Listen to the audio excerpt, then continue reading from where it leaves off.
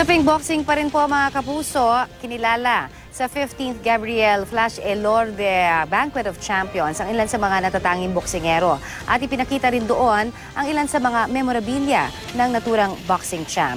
Nagbabalik si Mav Gonzalez.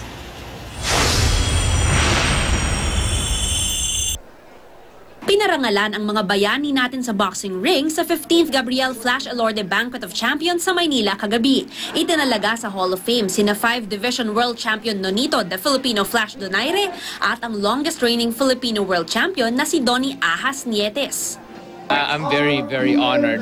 Laking karangalan sa akin to be recognized, you know, especially with one of our legends of the Philippines, the award. So masaya ako. Siyempre masaya kahit paano nakapagbigay ako ng inspirasyon sa mga sumusunod na mga boxers. Boxers of the Year naman sina WBA World Light Flyweight Champion Randy Petalcorin at IBO World Light Flyweight Champion Ray Loreto. Ayon sa anak ni Gabriel Flash Elorde, napakaraming Pinoy na nagbibigay karangalan sa bansa sa larangan ng boxing. Ang dami-daming talents ng Pinoy pagdating sa boxing. I guess, kung magre-retirement si Manny, but I hope wag muna, marami tayo naka-line up na Pinoy. So, we really won't, lose any talent kasi doon nga tayo nagsa-shine sa boxing.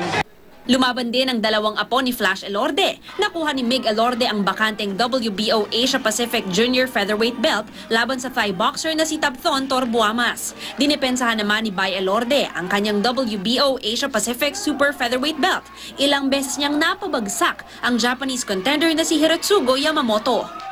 Bukod sa mga awardee, bumida rin ang mga memorabilia ni Flash Elorde. Mula sa mga championship belt at lumang gloves niya, nakaukit pa rin sa kasaysayan ang isa sa mga nagpasikat sa Pilipino sa mundo ng boxing.